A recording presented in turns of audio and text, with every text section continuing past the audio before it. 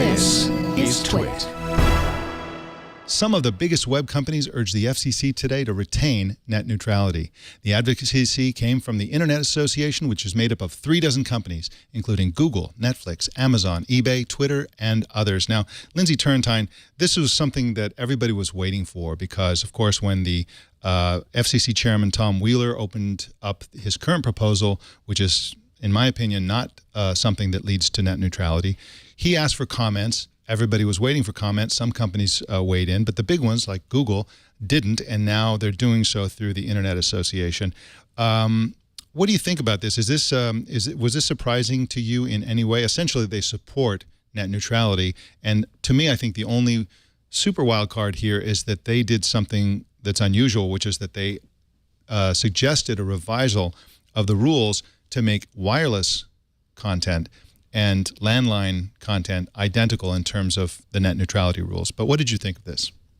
Well, I thought it was very well organized. And they were waiting for comment. They got it in sort of this big organized way, and seeing these extremely important companies come together and sort of hold hands to support net neutrality is really important. So I think this was a good showing in support of net neutrality. I think that it's likely to be effective because all of these companies are working so closely together.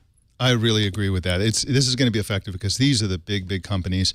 And again, especially with Google in there, this is really important. And companies like Google, if you really think about it, they would be more likely to support an absence or a modified version of net neutrality because they have the money, and their money gives them an advantage over small companies.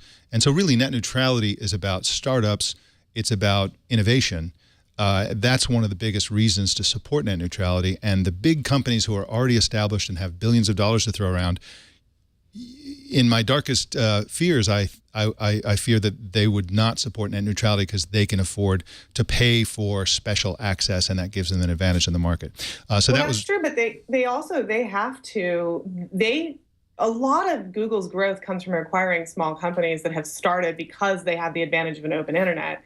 And without that, Google loses its innovation advantage. As much innovation as happens within the walls of Google, probably just about as much happens outside and then is brought in through acquisitions. And that's true for Google, but it's also true for a variety of large internet-based companies. And so I think that is one of the reasons it matters so much to them. And it also, it's a pretty good PR position to be in as well. It certainly doesn't hurt them to support the little guy.